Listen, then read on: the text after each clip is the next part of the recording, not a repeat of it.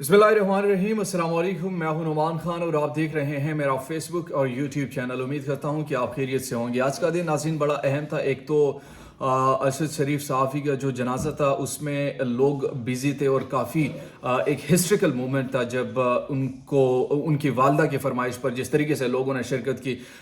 तो मुझे इमाम अहमद बिन हम्बल का वो कौल याद आया जब उन्होंने कहा था कि हमारे जनाजे गवाही देंगे कि हम हक पर थे।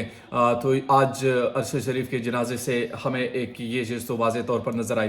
खैर, जब सुबह का आगाज़ हुआ 11 बजे DGISI अनएक्सपेक्टेडली एक प्रेस कॉन्फ्रेंस में नमूदार हुए और उन्होंने कुछ बातें की जो कि अभी तक सोशल मीडिया और इलेक्ट्रॉनिक मीडिया पर डिस्कस किया जा रहा है। उन्होंने बेसिकली कहा कि इमरान खान के खिलाफ एक चार्जशीट था, रात के अंधेरों में कौन मिलता रहा। इमरान खान ने आर्मी चीफ को गैर मुय्यना मुद्दत तक एक्सटेंशन की ऑफर दी। बड़े बड़े इल्ज़ामात उनने लगाए, बड़े बड़े बातें हुई उस प्रेस कॉन्फ्रेंस में, बड़े बड़े सवालात हुए। DGISPR के साथ साथ DGISI ने भी बातचीत की। तो एक तो इस पर ज़रा डिटेल से बात करेंगे और दूसरी तरफ हम पाकिस्तान तहरीक इंसाफ ने उसका रद्दअमल भी अब से कुछ देर कबल एक प्रेस कॉन्फ्रेंस में दिया और उस प्रेस कॉन्फ्रेंस में उन्होंने बाकायदा तौर पर एक एक चीज़ का जवाब दिया। उन्होंने क्या जवाब दिया इस पर डिस्कशन करेंगे। साथ ही साथ एक नैरेटिव बिल्ड करने की कोशिश की जा रही है और वो नैरेटिव ये है कि अरशद शरीफ का कत्ल जो है वो इमरान खान से जोड़ने की कोशिश की जा रही है या पाकिस्तान तहरीक इंसाफ से जोड़ने की कोशिश की जा रही है। सलमान इकबाल पर भी बराह रास्त उन्होंने इल्ज़ामात लगाए हैं कि उनके ताने बाने मिलते हैं। लेकिन शीरी मज़ारी ने अपने प्रेस कॉन्फ्रेंस में कुछ प्राइवेट कन्वर्सेशन जो अरशद शरीफ के साथ उनकी हुई थी वो चीज़ें दिखाई जा रही थी, उन्होंने वो दिखाई, वो पढ़कर सुनाई, वो बड़ी अहम थी। तो एक मिक्सअप चीज सिचुएशन है, एक डिस्टेबलाइजेशन की कैफियत है, एक अनकंडीशनल कंड्यूसिव इन्वायरमेंट है जिसको अगर हम देखें, जिसको अगर हम महसूस कर सके, जिसको अगर हम इसका तज्जिया कर सके तो इससे यही मुराद लिया जा सकता है कि मेरी नज़र में मैं अपनी ज़िंदगी का सबसे वर्स्ट तरीन सिचुएशन अपने इस मुल्क के पाकिस्तान का देख रहा हूँ। और ये दो चीज़ों से आप वाज़े तौर पर आपको नज़र आती है। जब आप अवाम की इज्तिमाई शऊर की तौहीन करते हैं तो फिर आपके साथ यही होगा। जब आप अवाम की इज्तिमाई शऊर को किसी कचरे के ढेर में जाकर फेंकते हैं तो फिर आपके साथ यही होगा। जब आप अवाम की इज्तिमाई शऊर को इस तरीके से गैर अहमियत करार देंगे तो फिर आपके साथ यही होगा। अवाम की इज्तिमाई शऊर की आपको इज्जत करनी होगी और अवाम की इज्तिमाई शऊर का ख्याल रखना होगा। जब तक उसका ख्याल अवाम के जज्बात का, उनके फैसलों का कि अवाम क्या चाहती है, इस चीज़ से आप अपने आप को बरी ज़िम्मा नहीं कर सकते। ये ओहदे, ये जो तमाम चीज़ें हैं पाकिस्तान के अवाम से है। जमहूर ही आखिरी और अल्टीमेट ताकत है इस पाकिस्तान की। और जब आप जमहूर की बात नहीं मानते, जब आप जमहूर की गुफ्तगू नहीं करते तो फिर इसी तरीके से मामलात आगे बढ़ते हैं और यही डिस्टेबलाइजेशन की कैफियत हम पर तारी होगी और आने वाले दिनों में हमें मजीद बढ़ती हुई नजर भी आएगी। एक और चीज़ जो प्रेस कॉन्फ्रेंस पर आते हैं, सबसे पहले DGISPR ने ये प्रेस कॉन्फ्रेंस की और ये अरशद शरीफ के हवाले से थे और उन्होंने खैबर पख्तूनख्वा पर इल्ज़ाम लगाया कि उन्होंने एक थ्रेट लेटर जारी किया जो उसका सबब बना और वो मुल्क से बाहर चला गया। और फिर मुल्क से बाहर क्या हुआ, तो उन्होंने एक तरीके से खैबर पख्तूनख्वा पर मलबा डालने की कोशिश की। फिर उन्होंने जो मौजूदा सियासी सूरत हाल के जो जिम्मेदार है या मुल्क में जो डिस्टेबलाइजेशन कैफियत है, उन्होंने चुप का जो रोज़ा था वो तोड़ दिया और इमरान खान के हवाले से काफ़ी चीज़ें उन्होंने बहरहाल कही हैं। फिर जब उन्होंने अपनी बात कंप्लीट की तो DGISI को ख़ुद उन्होंने बुलाया और कहा कि अब ये आपसे बात करेंगे। तो DGISI ने बातचीत शुरू की जिस पर मीर जाफ़र के हवाले से डिस्कशन हुई और कहा कि अगर आप वाकई आपका जो सिपाही सलार था वो मीर जाफर था तो आप वो तारीफ क्यों क्या करते थे। तो ये बड़ी अहम चीज़ें थी। मैं फर्स्ट टाइम इस पर बंदा रिस्पांस करे तो कैसे करे, इस पर बंदा बात करे या तज्जिया दे तो क्या दे, क्योंकि मुल्क में जो ये फर्स्ट टाइम मैं देख रहा हूँ किसी DGISI का जो इस तरीके से एक पार्टी को जो टारगेट किया गया या फिर एक पार्टी के सरबराह को टारगेट किया गया। शीरी मज़ारी ने इसका बड़ा खूबसूरत एक जुमले में जवाब दिया और कहा कि जनाब जब आप एक एक घंटे और पाँच पाँच घंटे लोगों पर तनकीद करते हैं तो फिर आप में भी इतने गट्स होने चाहिए कि आप उस तनकीद को बर्दाश्त कर सके जब आप पर कोई तनकीद करे।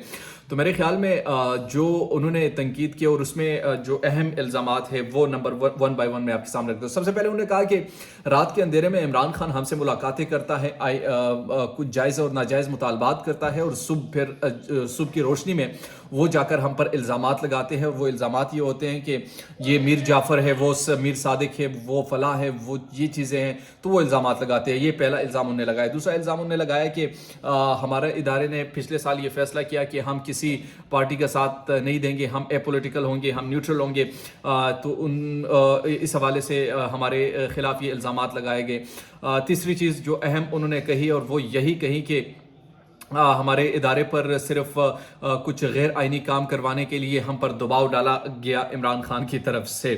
تو یہ چیزیں تھی. اب یہاں پر میرے چند سوالات ابھرتے ہیں میرے ذہن میں اس پر کہ ایک طرف آپ کہتے ہیں کہ ہم نیوٹرل ہو چکے ہیں, ہم اے پولیٹیکل ہو چکے ہیں, دوسری طرف آپ ملاقاتیں بھی کر رہے ہیں, تو آپ ملاقاتیں پھر کیوں کر رہے ہیں؟ نمبر 1. نمبر 2, آپ ایک طرف یہ کہتے ہیں کہ حکومت کے خلاف احتجاج کرنا یہ جمہوری حق ہے, یا کوئی بات کرنا یہ سب کا جمہوری رائٹ ہے, بات ہونی چاہیے, تنقید ہونی چاہیے. دوسری طرف کوئی تنقید کرتا ہے تو اسے اٹھایا جاتا ہے, ننگا کیا جاتا ہے. کون کرتا ہے؟ اس سوال کا جواب بہرحال جان کے مان پاؤ تو میں بھی پوچھ سکتا ہوں کہ آخر کیا وجہ ہے.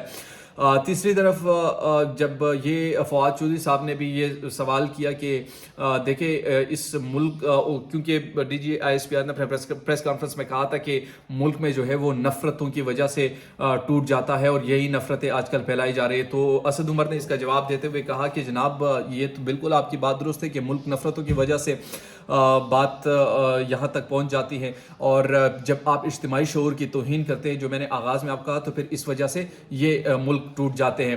تو اس پر اسد عمر نے ایگری کیا اور کہا ساتھ میں کہ جناب بالکل آپ درست فرما رہے ہیں, لیکن یہاں پر ہمیں محرکات دیکھنے ہیں کہ یہ نفرتیں کہاں سے شروع ہوئی تھی, یہ نفرتیں کس نے شروع کروائی تھی, ان نفرتوں کا بیسکلی قصوروار کون تھا اور کیا چیزیں تھی. تو یہ باتیں آج کی اس پریس کانفرنس میں کی گئی, اور ایک تواتر سے ایک بیانیہ بنانے کی کوشش کی جا رہی ہے, اور وہ بیانیہ یہ ہے کہ ارشد شریف کو خدا نخواستہ کہیں نہ کہیں عمران خان نے قتل کیا ہو, یا اس کے تانے بانے ان سے ملانے کی کوشش کی گئی. جب D G I S P R نے پریس کانفرنس کی, کل فیصل واوڈا سے جو ڈرامہ کرایا گیا, پھر صبح یہ پریس کانفرنس ہوئی, پھر تواتر سے حکومتی جو پریس کانفرنس ہے وہ چلتی رہی.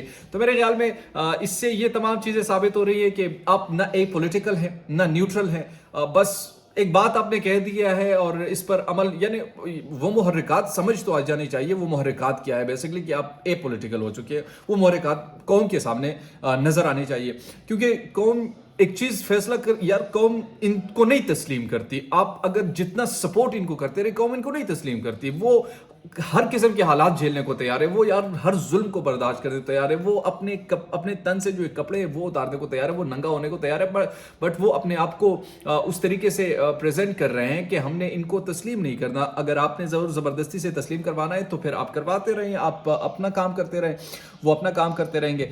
بہرحال ایک انسرٹینٹی کی سچویشن ہے, کیفیت ہے, اور اس انسرٹینٹی اور انکنڈیشنل کیفیت پر صرف یہی میں کہہ سکتا ہوں کہ اللہ پاکستان اور پاکستان میں بسنے والے لوگوں پر اپنا خصوصی رحم فرمائے.